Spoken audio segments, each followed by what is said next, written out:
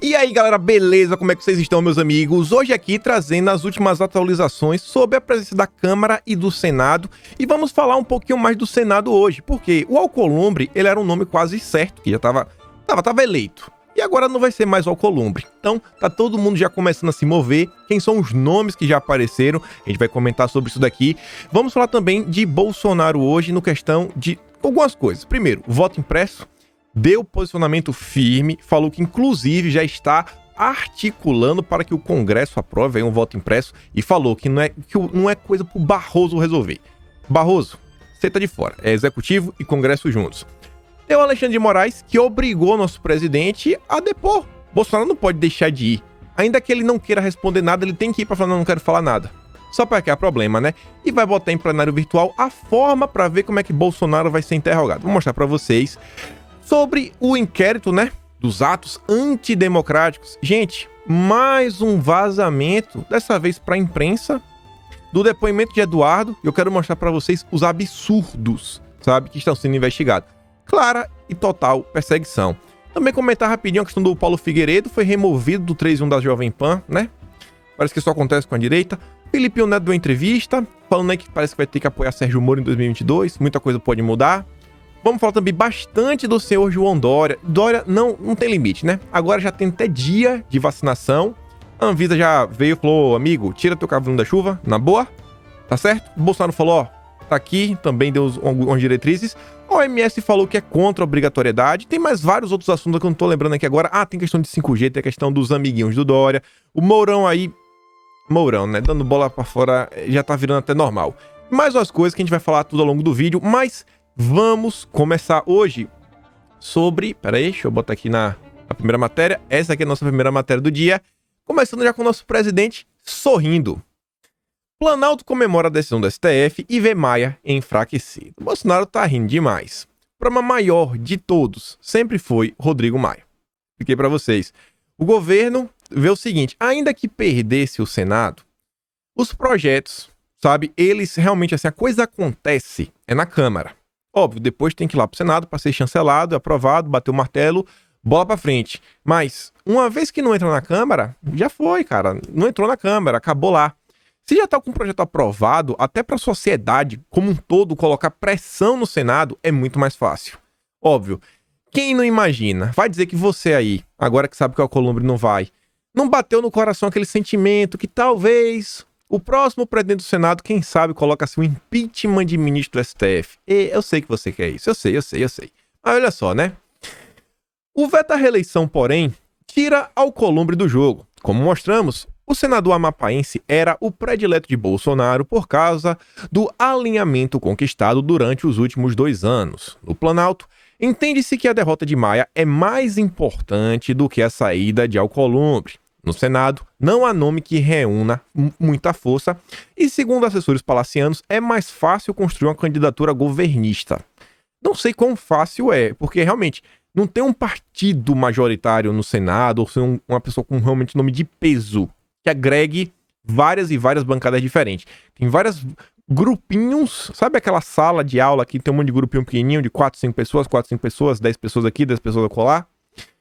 E aí o governo tá avaliando, e olha só, o governo deve definir o nome para a disputa no Senado ainda esta semana.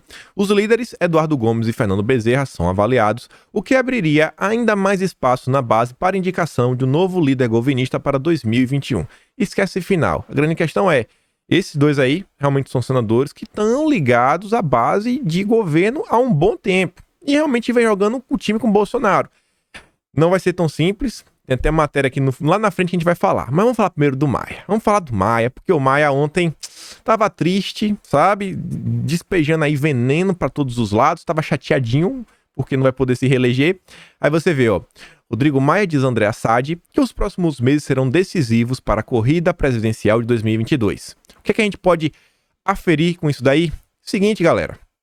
Se Bolsonaro emplacar um cara, que o cara que Bolsonaro coloca lá, se der o trabalho e falar, não, Bolsonaro, a gente vai fazer o Brasil andar para frente. Vamos colocar as reformas.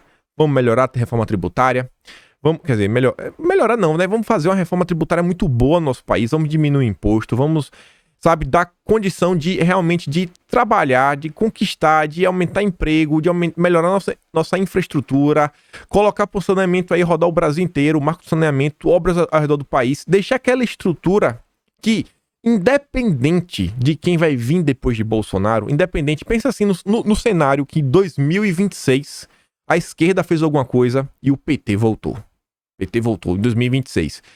Mas deixou o Brasil em estado tão bom que até se a esquerda vier não vai ter o que fazer, porque tirou o estado do cangote do empresário, do cidadão. Isso é um sonho, isso é um sonho.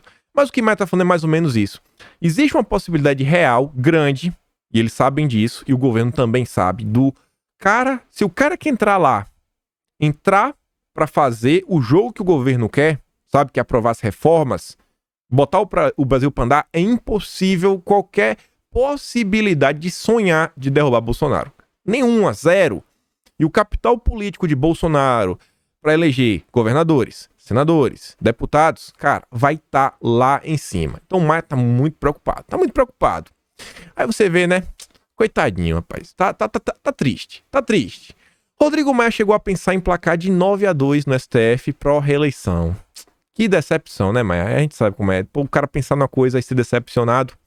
Até pelo menos quinta-feira passada, o Maia apostava num placar completamente diferente do que ocorreu na votação no Senado sobre a possibilidade de reeleição das presidências da Câmara e Senado.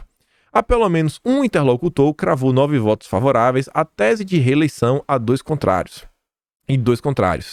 No final das contas, 6 ministros votaram contra, né? E aí o Maiazinha não vai poder mais, né? Vai ter que pegar agora voo comercial, gente. Sem voos particular, né? Do aviãozinho da FAB. Eita, quero ver o vídeo de Maia, sabe? Ver o videozinho de Maia dentro do sendo recebido pela população. E aí a Renatinha traz aqui a matéria. A matéria, o mais engraçado é a imagem, né? Vocês acham que desenho esse daí? Eu não vou reproduzir o que o palhaço tá fazendo. E ela coloca assim, ó. Tomou naquele lugar e aí tá desdenhando. Gazeta do Povo, a fala do Rodrigo Maia.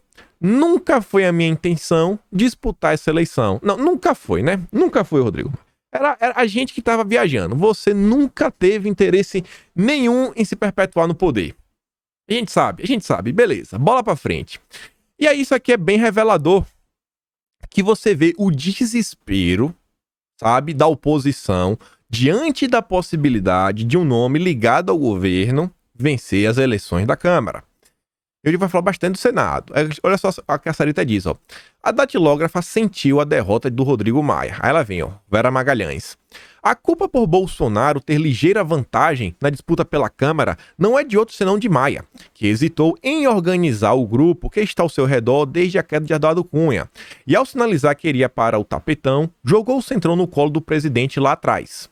Ao dar corda para vários postulantes, a sua cadeira, enquanto outro, Arthur Lira, colocado há anos e já com o apoio do Planalto, o deputado do DEM sempre deixou implícito que estava embarcando no plano correligionário, no plano do correligionário Alcolumbre, que, ainda que em público, dissesse o contrário. Gilmar Mendes queria ajudar Maia e construir um equilíbrio torto de forças para 2022. Contava com um antibolsonarismo de ministros sobre os quais sempre tripudiou e os quais sempre desprezou. Vê-lo fazer beicinho e se dizer traído por Fachin, Barroso e Fux chega a ser engraçado.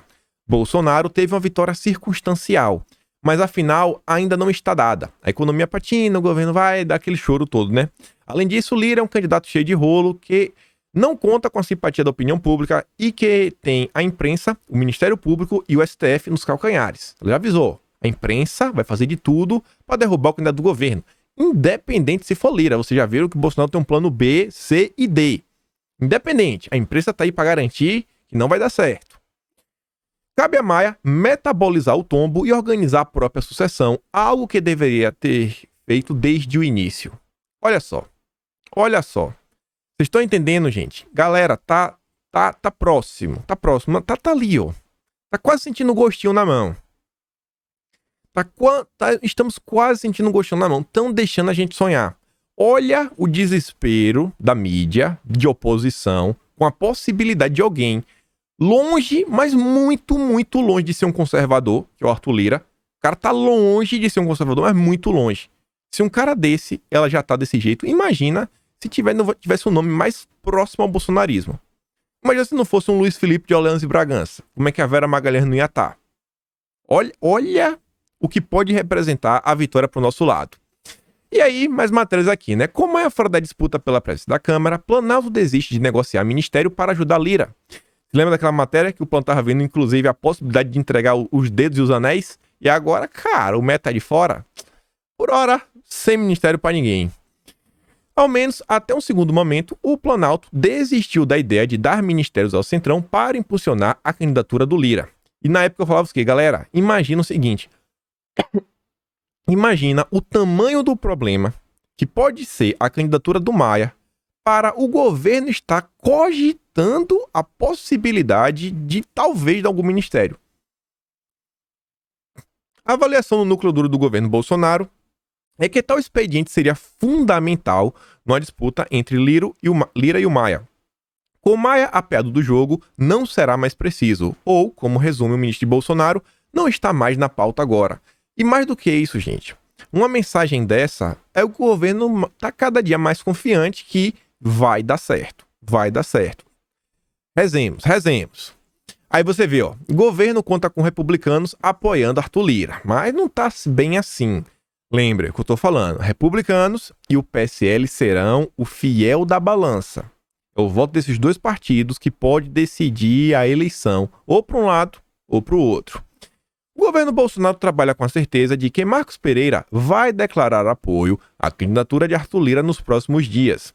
Pereira, que posava de pré-candidato à presidência da Câmara, integra até hoje o grupo que orbita em torno de Rodrigo Maia, representando republicanos, cuja bancada é de 32 deputados. Mas que desses 32, com certeza, uma parte vai votar com Bolsonaro, independente do Marcos Pereira fazer o que for.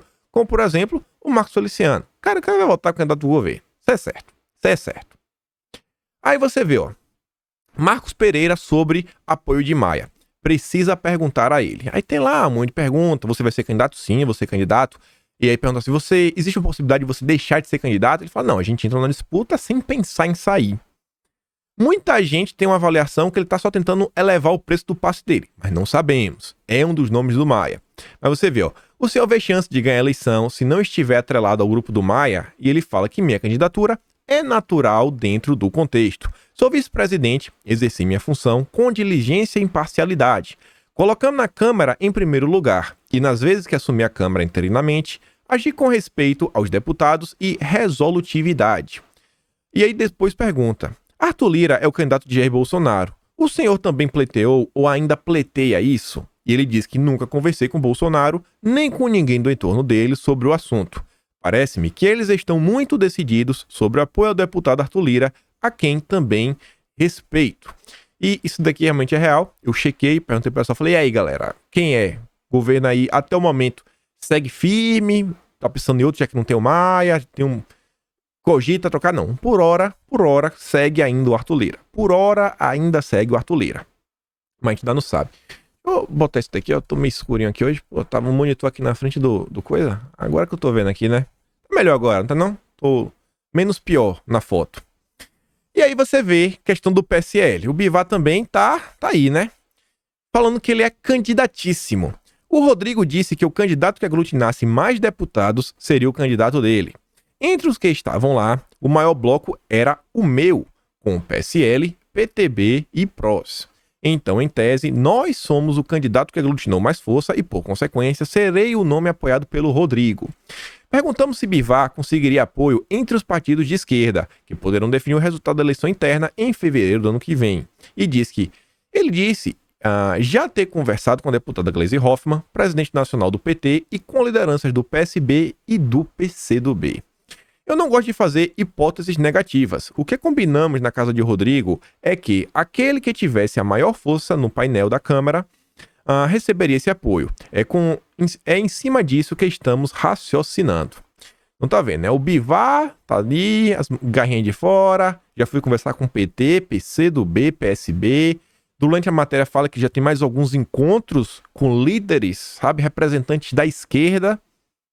Vai vendo. Bivar, e ele falou que o PSL precisa de poder. O PSL precisa de poder. Ele sabe que esses 24 votos que tem lá, sabe, em torno da mão dele, valem ouro, valem ouro. 24 já excluindo a Joyce, o delegado Valdir, Daine Pimentel, Nereu Crispim e...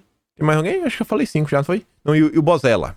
Esses aí, cara, não vão votar em o candidato de Bolsonaro por nada. São oposição total. Aí você vê, né? Líder do PSD diz que Alcolumbre tem direito de coordenar a sucessão. Aqui já entrando um pouquinho no Senado. O senador Otto Alencar, líder do PSD no Senado, a segunda maior bancada da casa, com 12 integrantes, telefonou mais cedo para Davi Alcolumbre. Alencar disse ao antagonista que o senador do Amapá tem o direito de coordenar sua sucessão. Já tá querendo aqui, na verdade, trazer Alcolumbre para perto e falar: Alcolumbre, dá aquele apoio aí, cara. O PSD já tem uma bancada com certo número, tem, se não me engano, uns 6 deputados. Dá aquela focinha, vamos tentar emplacar um nome aqui juntos.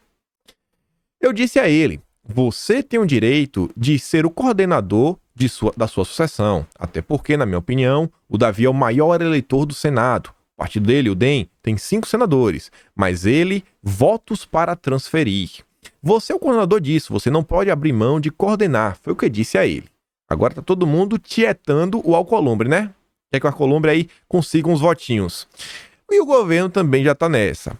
Na quarta-feira vai ter aí, tudo indica, que uma conversinha entre Bolsonaro e Alcolumbre para ver, né? E o que é que o antagonista disse, e é realmente por aí. Jair Bolsonaro convocou Davi Alcolumbre para uma conversa na quarta-feira. Ele quer barganhar o nome do MDB para o comando do Senado. Segundo a Folha, Bolsonaro indicou simpatia pelas candidaturas de Fernando Bezerra e Eduardo Gomes. Falei para vocês, né? O primeiro é líder do governo no Senado, o segundo do Congresso. E aí o antagonista diz, e eu acho que segue realmente isso daí, galera, é o seguinte: não vai sair tão barato assim. Cara, pode até ir, mas ao custo do quê? E aí que tem que analisar, né? Vai valer a pena?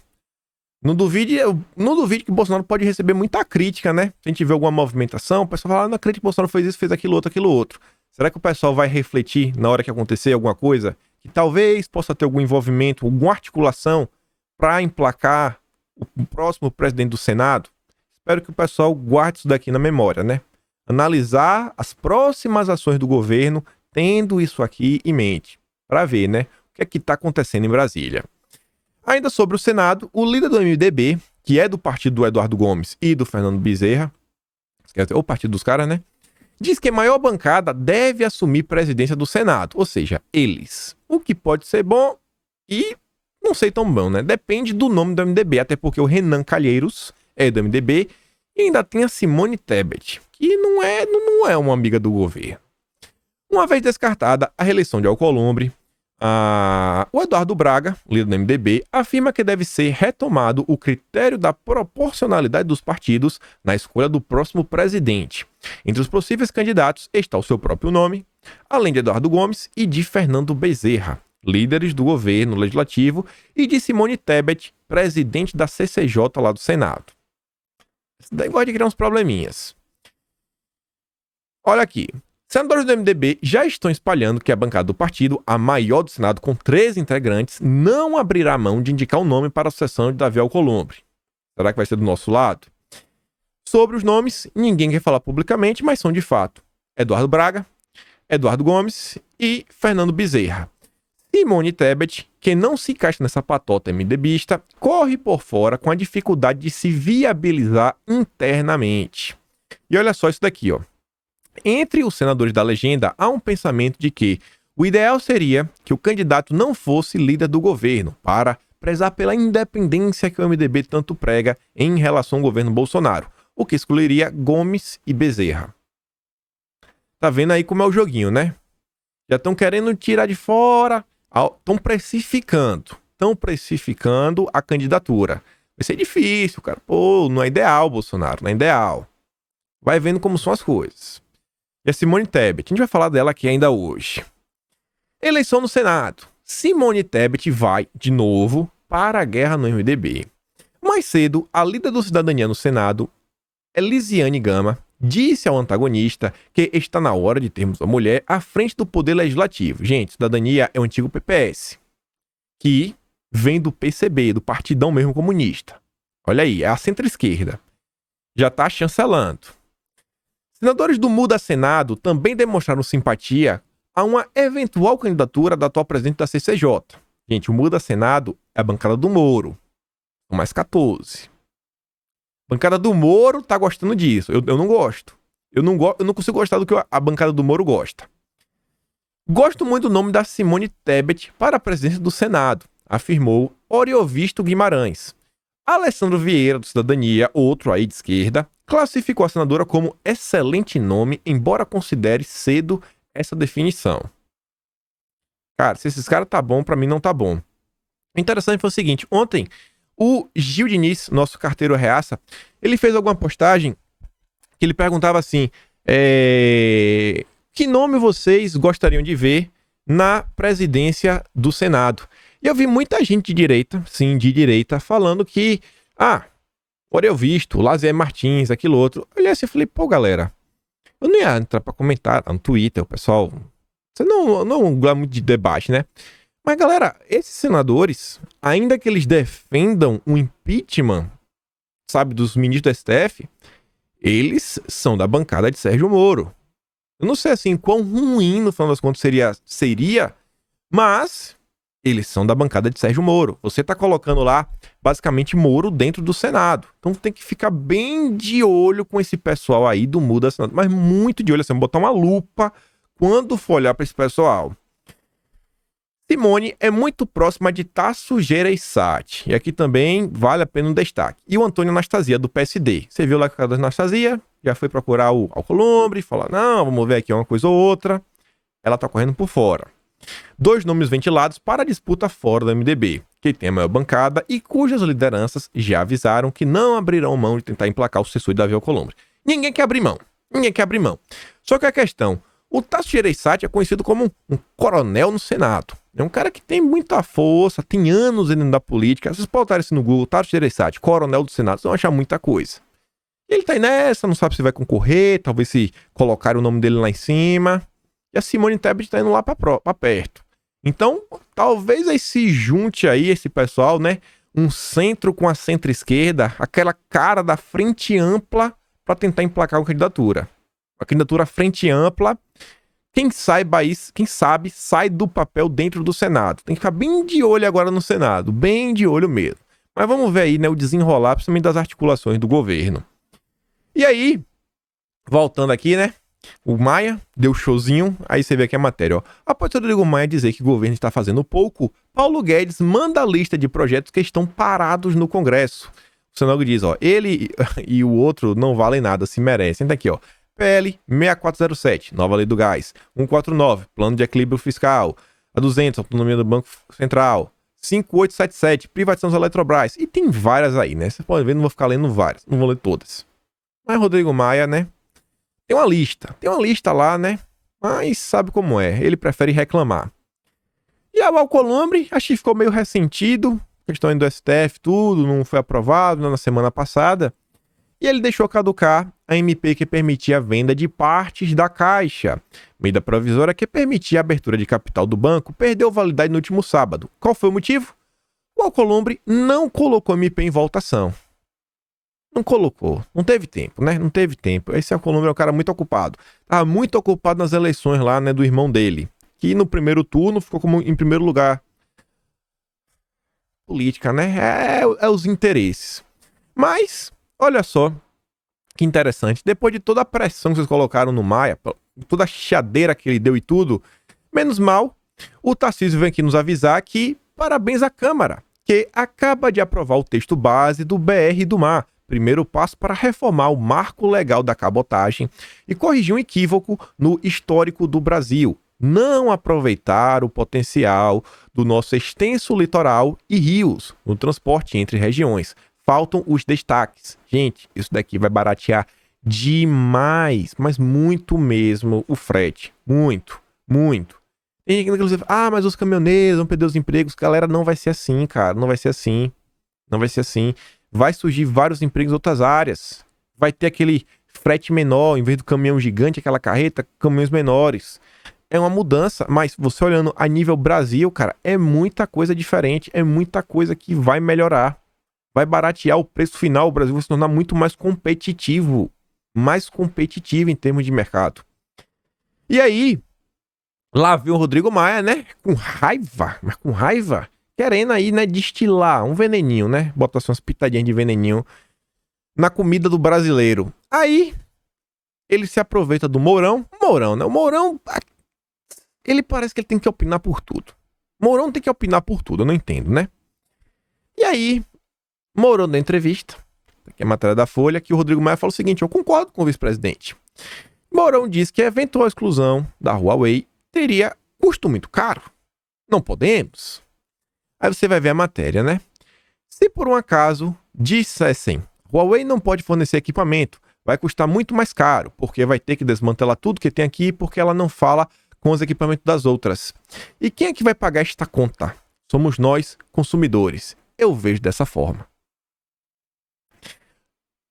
Já, por outro lado, o Heleno, General Heleno, que é da inteligência, né? Inteligência, né? Não é a parte do Mourão. E o Ernesto Araújo são os principais defensores do banimento da Huawei por causa do alinhamento com... Aí é balela, vocês sabem por quê. Galera, Mourão tá olhando o custo. O custo. Para ele é o seguinte: não, a gente pode perder nossa soberania, a nossa privacidade, a nossa segurança, porque, cara, o importante é que é mais barato. O importante é que é mais barato. Mourão colocou um preço na sua liberdade. A sua liberdade para Mourão ter um preço, sabe? E esse daqui parece ser um preço melhor do que o que tá aí no mercado. Senão, pô, eu não quero ter que pagar. Como se fosse sair do bolso dele, né? Como se fosse sair do bolso dele.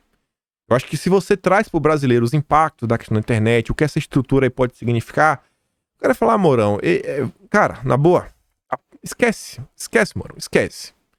E você vê, cara, é chato falar isso, mas toda vez que o cara vai dar algum posicionamento, algum tema assim meio tenso, sempre é contra a opinião de Bolsonaro.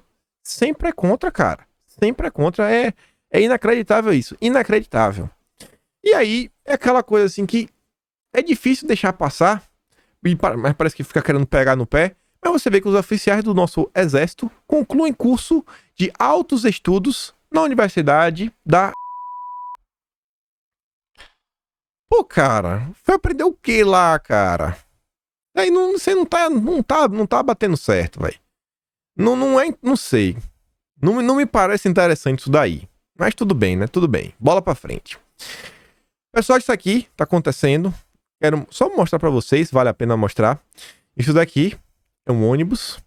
São pessoas aqui. Aqui é Hong Kong. Aqui são familiares, basicamente desesperados, tentando gravar. O momento de dar um adeus, sabe?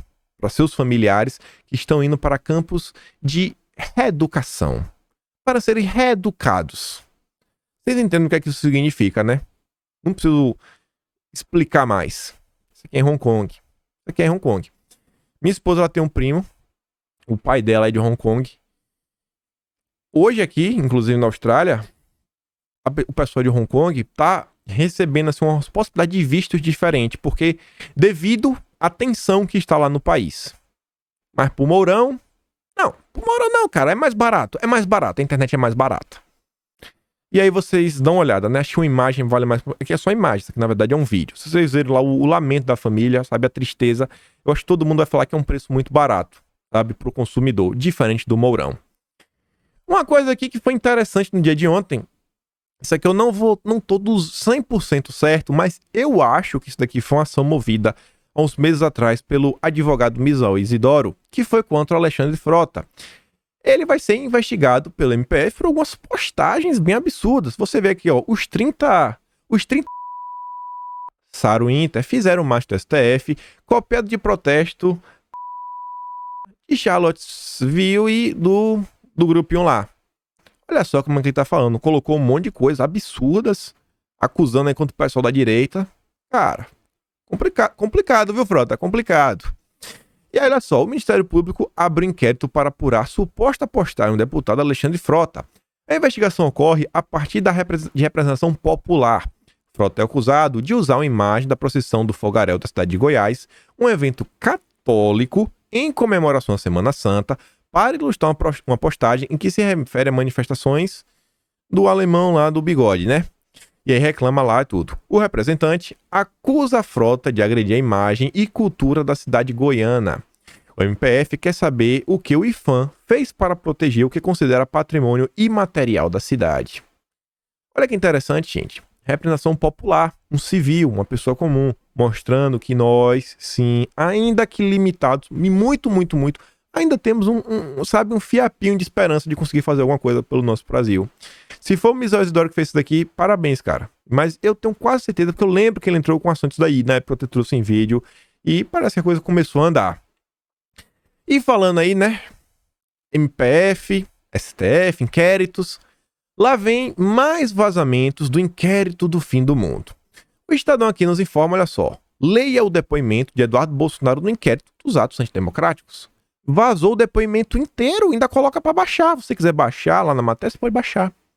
Todo mundo pode baixar. Uma coisa que deveria ser sigilo de justiça, né? Mas sigilo só serve para proteger o Sleeping Giants. Aí você pode colocar sigilo. Sleeping Giants, perfil da esquerda, aí, meu filho, é proteção até o fim. E a Sarita diz, né? Nossa, o deputado participou de bate-papo presencial com pessoas de direita e ainda tinha interesse em difundir ideias conservadoras pela rádio. Que criminoso, que antidemocrático. Ai, como esse moço espalha o ódio. Aí você vê que o deputado Eduardo Bolsonaro foi o segundo filho do presidente a prestar depoimento no inquérito que apura financiamento de divulgação de atos antidemocráticos, que tramita junto ao STF. Noitiva que durou mais de 6 horas. O parlamentar confirmou a participação em reunião na casa do blogueiro Alan dos Santos. Nossa, gente, ele frequentou a casa de Alan dos Santos. Inacreditável. É um criminoso. Classificou o aliado de seu pai como muito ativo na militância e também detalhou sua consulta ao pastor R.R. Soares sobre a vontade de Otávio Facuri de criar uma rádio conservadora. Meu Deus, o Otávio, né? Esse Otávio não tem jeito, rapaz. O Otávio, quando ele é difamado pelos jornalistas de esquerda, ele vai lá e processa, sabe? Ele age, não aguenta ver que ele aciona seu advogado para não ficar impune as coisas no Brasil. Esse Otávio Facuri não tem jeito não, cara. Esse advogado, esse empresário aí, cara, ele financia, sabe, manifestações populares. Sei lá, em 2018, ele ajudou as pessoas, sei lá, a inteirar um dinheiro pra alugar um carro de som, pra ajudar na campanha de Bolsonaro. Meu Deus, esse Otávio Facuri não tem jeito não, cara. Esse Otávio Facuri, mas aqui, ó, o Estadão coloca como se fosse, sabe, algo criminoso. Algo criminoso. É o lavajatismo aqui pintado. O Estadão teve acesso ao depoimento do deputado, prestando no dia 22 de setembro a delegada Denise Dias Rosas Ribeiro. Tô na dúvida se essa mulher também estava no depoimento de Moro. Tô na dúvida, não vou bater martelo não, mas esse nome não é estranho. Anyway, o deputado registra perguntas feitas pelos investigadores sobre diferentes assuntos. O relacionamento de Eduardo com outros investigados, divulgação de notícias falsas, sua fala sobre ruptura institucional e o gerenciamento de suas redes sociais. É matéria grande, eu quero mostrar uma parte do depoimento, olha só. Indagado se conhece e qual o vínculo com o Fábio Weingarten, respondeu que possui um vínculo pessoal com Fábio Weingarten. Nossa. Que o conheceu durante a campanha presidencial e que ficaram mais próximos após a posse de Fábio como secretário da SECOM. Vejam só. Um deputado que conhece um secretário que trabalha em Brasília. Nossa. Meu Deus. Que apesar do vínculo pessoal com Fábio, o declarante não tem qualquer ingerência nas atividades desenvolvidas na SECOM, que devido à atividade desenvolvida por Fábio, na área de comunicação, é comum a conversa entre ambos de assuntos dessa área. Indagado se conhece qual o vínculo com Floriano Amorim, respondeu que Floriano foi assessor do declarante na legislatura passada e após a eleição em 2018, o Floriano foi convidado para assumir o cargo de secretário da SECOM, que Floriano ocupou o cargo de secretário da SECOM por um curto espaço de tempo, salvo engano, 3 meses, e atualmente ele trabalha na gerência da EBC. Que, apesar do vínculo pessoal com Floriano, o declarante não teve qualquer ingerência nas atividades desenvolvidas na SECOM. Meu Deus, é chato, né? Sobre a aquisição de rádio e TV, foi indagado sobre sua relação com Otávio Facuri. Respondeu que o conhece há cerca de 1 a 2 anos em razão de eventos políticos. Que quando da presidência do declarante no PSL de São Paulo, Otávio foi tesoureiro do partido. Indagado sobre a relação com Evandro Fernandes de Pontes, respondeu que conhece do meio político. Meu Deus. O cara passa 6 horas para saber se você conhece. Você conhece essa pessoa? Complicado, hein? Você conhece essa pessoa? Agora, interessante que o pessoal de Brasília não só o conhece, mas tem nomes, né, rodando em listas aí, né, como lista do Odebrecht, e nada acontece. Até hoje a gente espera aí, né, o Rodrigo, o famoso Botafogo. O famoso Botafogo a gente não sabe pra que lado vai, né? Até hoje, esperando aí. O deputado confirmou que o empresário Facuri, investidor do site Crítica Nacional e um dos idealizadores do Aliança pelo Brasil, o procurou com a ideia de ocupar um espaço em uma rádio para divulgação de ideias conservadoras. Eduardo relatou que consultou o pastor R.R. Soares que ele passou um orçamento de uma rádio, mas disse que não teve participação nas tratativas seguintes. Olha só, ele só pegou, ô Soares, que tem deputado, é mais fácil, né? Pô, tu tem como me falar aí, sei lá, quanto é uma rádio pra arrendar tudo? Não, tem um cara que eu posso passar o contato? Pode. Ah, beleza. Facuri, ó, liga lá pro Soares, esse é o contato. Acabou ali. Questionado sobre qual interesse que teria com a criação da rádio, Eduardo disse que era o intuito de difundir ideias conservadoras. Que crime, né? Outra informação, já apontada em depoimentos prestados no inquérito que foi abordado por Eduardo, é que Alan dos Santos realizava reuniões em sua residência no Lago Sul, bairro nobre de Brasília, com apoiadores do governo. Meu Deus, cara. Sabe, é ridículo, é uma matéria ridícula e só segue nesse rumo. É só isso daí. E aí você tem que aturar, né? Da direita, tudo é criminoso, sabe? A gente não é vítima, a gente é criminoso. Agora, o Felipe Neto é um pobre coitado. Olha só, ele perdeu 2 contratos de 7 milhões por ser contra o governo Bolsonaro. E do nosso lado foram pessoas que tiveram suas casas invadidas nas buscas e apreensões. Tem pessoas que estão com tornozeleiras. Tem pessoas que foram presas. Mas o Felipe Neto, ele perdeu 7 milhões. Porque ele é contra o governo. E aí o empresário, pelo livre-arbítrio e liberdade, sabe, que ele tem de fazer o que é com o seu dinheiro, ele não queria contratar o Felipe Neto. Não, esse cara aí não, porque, pô, eu discordo dele. Mas pra mídia, o Felipe Neto é vítima. E aí você vê, né, como é as coisas. Tá desse jeito. Paulo Figueiredo, um pequeno nome, sabe, dentro da Jovem Pan, que a Jovem Pan não sou só aquele jornalista, né? Tem muito mais gente por trás, redatores, editores, o pessoal da técnica, um nome, um pequenininho assim, ó, dentre tantos. Porque ele ousou questionar e colocar uma opinião, né, que não é opinião aceita, foi removido do 3 em 1. Removido? Ele não faz mais parte. Mas, menos mal, ele não foi igual a Constantino, né, que chutou pra fora da empresa. Ele fala o seguinte, ó, queridos, informo a vocês que a partir de hoje não farei mais o programa 3 em 1 na Jovem Pan. A decisão foi da rádio, mas acreditem, foi muito benéfica para mim. Depois explico mais detalhes. Eu realmente espero, Paulo. Amanhã estarei normalmente no Jornal da Manhã da mesma emissora. Eu realmente espero, porque é um absurdo, cara. É um absurdo. Quem assistiu, cara, não xinga, não ofende, não fala nada. Só mostra a verdade, mas falar a verdade hoje em dia, né, é um grande problema.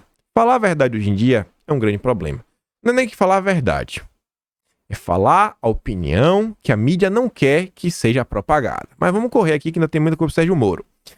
E nesse âmbito aí, teve um comentário ontem que eu achei, mas muito infeliz mesmo, porque eu entendo da nossa Constituição, eu entendo inclusive que os Sleeping Giants é um problema, só que, olha só, Fábio Faria, nosso ministro da Comunicação, ele primeiro fala o seguinte: quem não tem rosto e quem tem nome fake, pra mim é fake. Portanto, quem quer ajudar, opinar, debater e discordar, apresente-se ao play. Cara, não é assim. Não é assim. Não pode ser assim. Muitas pessoas nas redes usam avatares, sabe, pseudônimos, por medo de represálias. O próprio Machado de Assis usava um pseudônimo. Tá todo mundo vendo o que a STF faz, as coisas fazem. Cara, não dá pra fazer esse tipo de comentário. Não dá. Depois, ele voltou pra se explicar. Eu achei que, assim, a correção, beleza, sabe? Não vou ficar pegando muito no pé. Mas eu achava que ele só podia ter vindo e pedir desculpa. Falar, desculpa, galera, eu errei. Desculpa, eu errei. Eu acho assim, que, sabe, a emenda ficou...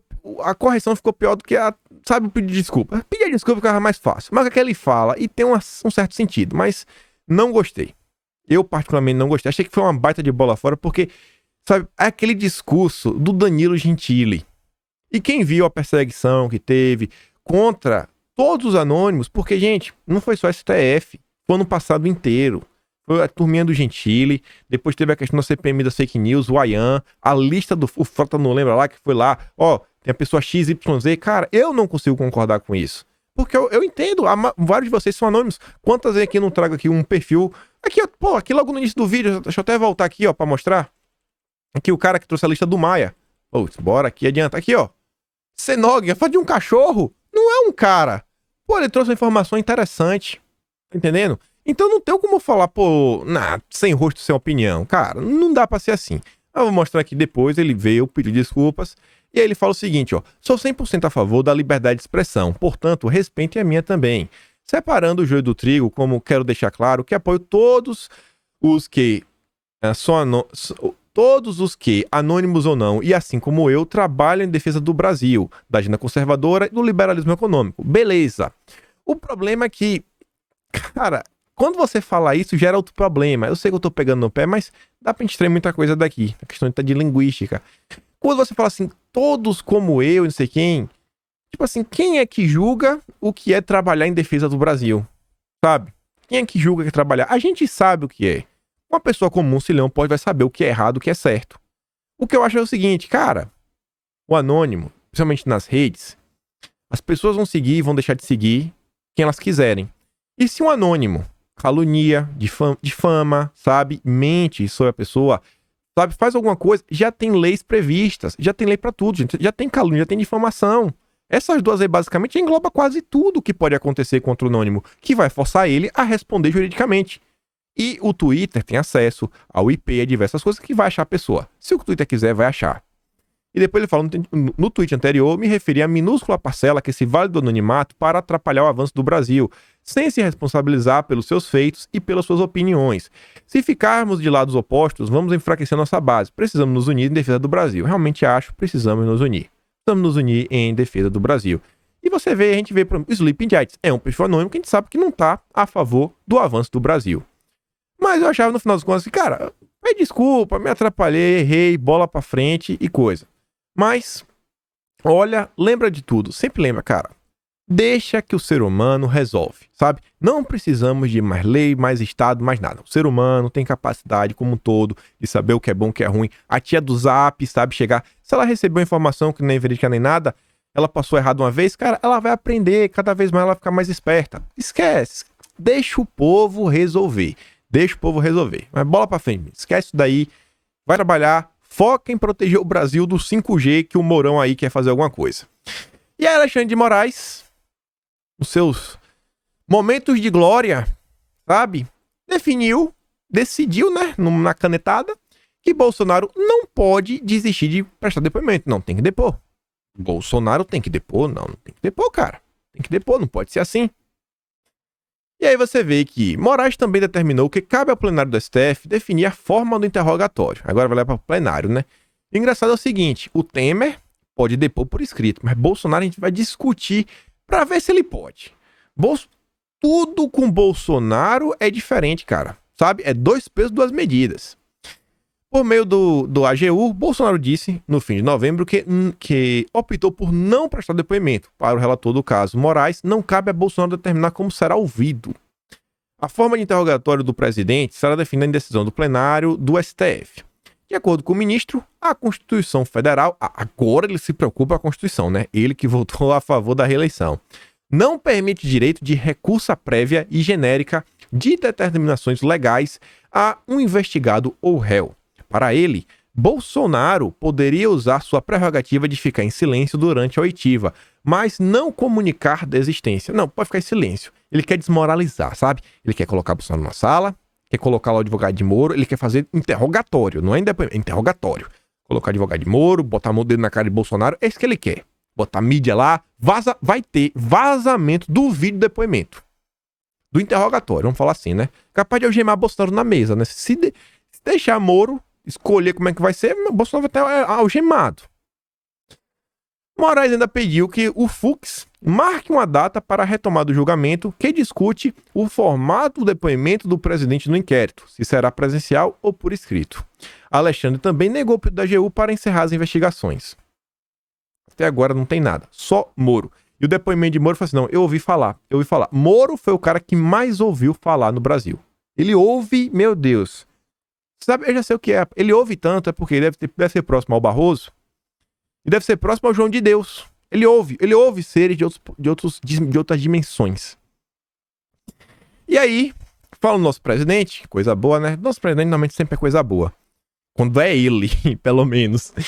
Bolsonaro diz que negocia com o Congresso a adoção do voto impresso. Ainda manda uma mensagenzinha pro Barroso. Vou mostrar aqui pra vocês o vídeo. O vídeo é curtinho. Vejam só isso daqui. Vou botar aqui no vídeo. Botar pra assistir. Agora o estúdio tá organizadinho, tá tudo bonito. Pera aí. É assim. Botar aqui de volta. Botar o celularzinho aqui.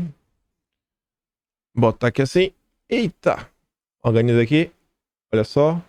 Tirar aqui o microfone do mudo. Presidente, para exigir o voto impresso. Em 2016, um amigo meu candidatou vereador e não teve nenhum voto. Estou conversando com o integrante do parlamento. Quem decide o voto impresso somos nós, executivo e o parlamento. Certo. Pode ser não. Presidente, a gente chama para da outra vez, eu não consegui. Não, e acima de nós o povo que quer o voto impresso. Corrigir a tempo. Presidente, por favor. Tá aí, né? Nós e o parlamento. Não é o judiciário, cara. Não é o Barroso. Barroso, sai de mim, sai de perto de mim, que não é contigo. O Barroso foi aquela história chata o tempo todo, mas, amigo, sai daqui, Barroso. E aí, olha só, né? Carluxo vem a público mais uma vez falar que a clara linha de ação de fulanos nas futuras eleições. Incentivo ao não voto.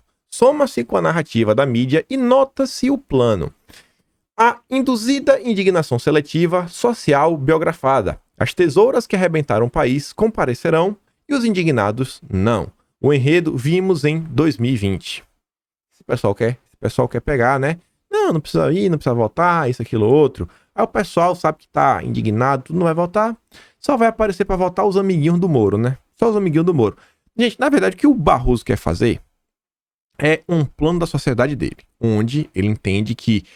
O que é que o Barroso diz sobre o Poder Judiciário? O Poder Judiciário tem uma posição contra-majoritária. O que é que significa isso? Que é contra a maioria. Porque às vezes a maioria, no caso o povo, né, a democracia, escolhe um caminho, mas esse caminho é errado. O caminho é errado por quê? Porque ele é um iluminista, ele é um iluministro. Então não dá para seguir por esse caminho. E aí você precisa das instituições fortes e diversas coisas. Então, você primeiro coloca voto facultativo. Aí vai chegar no dia que 10% da população vai votar.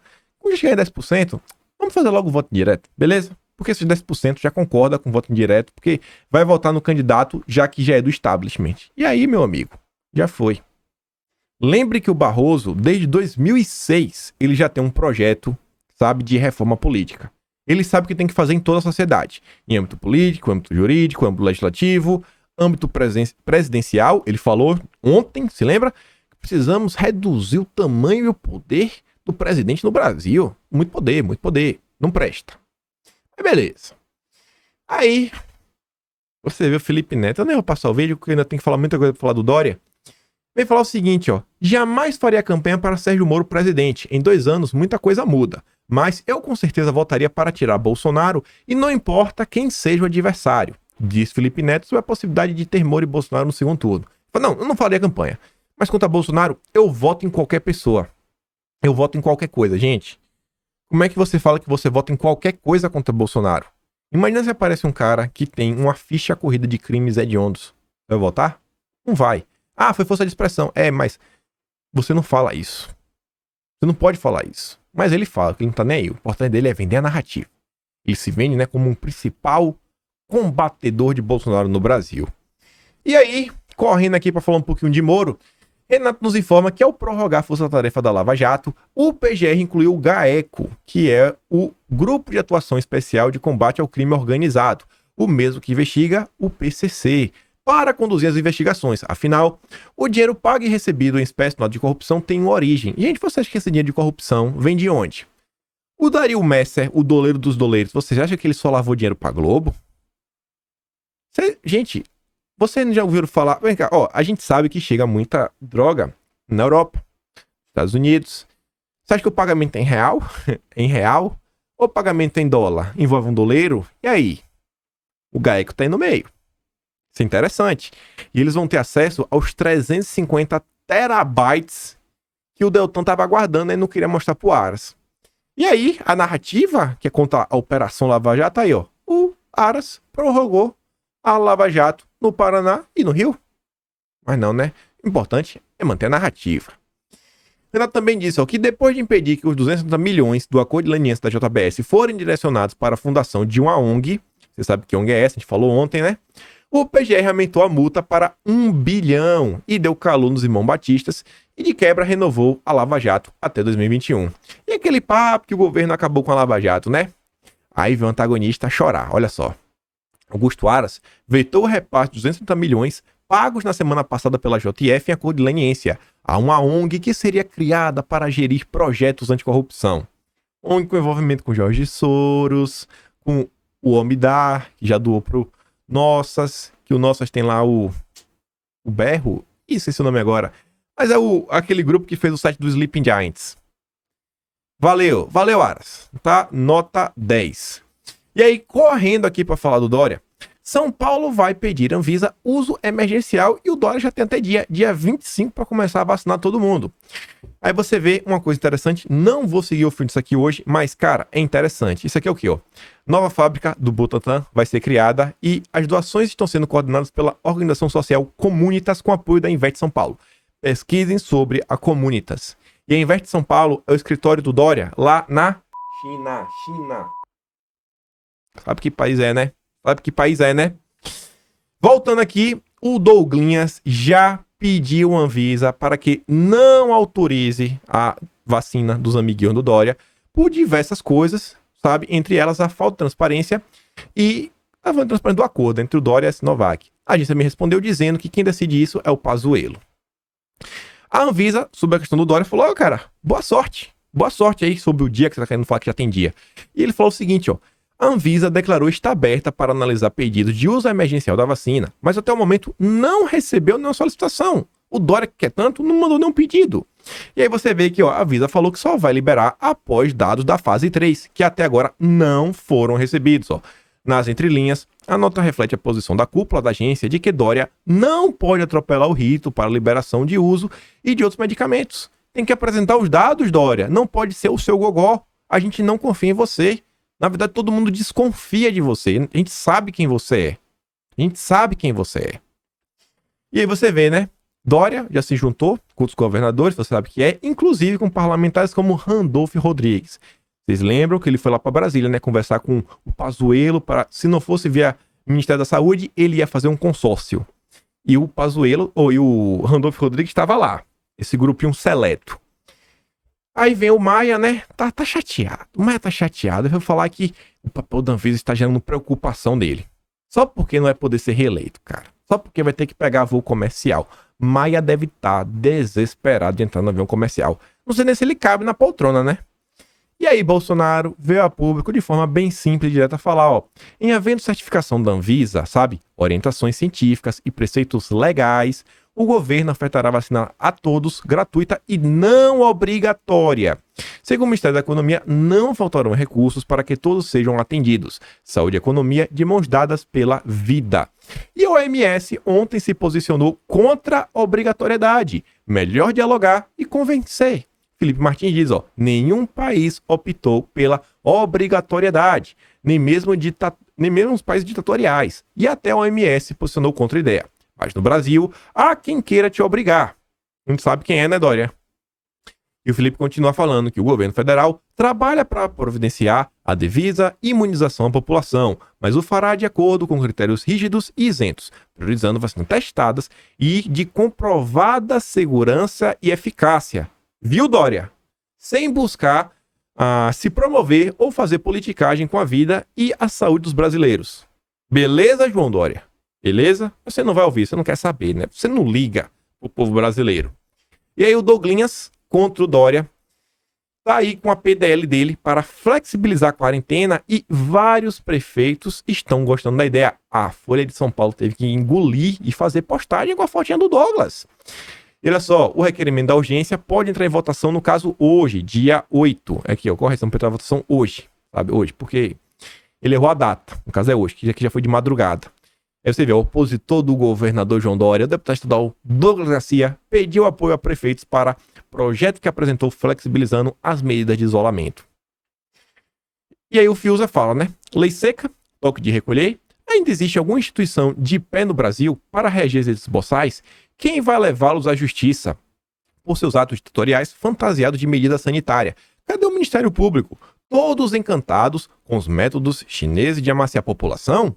Não é diminuir os cuidados, é aumentar os cuidados e diminuir a demagogia que não salva ninguém. Ônibus e aviões lotados, cadê o distanciamento? Parem de fingir que o vírus respeita a bravata autoritária. Cuidem da saúde das pessoas, especialmente das mais vulneráveis. O Fiuza, ele tem um poder assim de passar, sabe, uma ideia em poucas palavras, que é um poder de resumir. Eu queria esse poder do Fiuza tem, cara. Sensacional.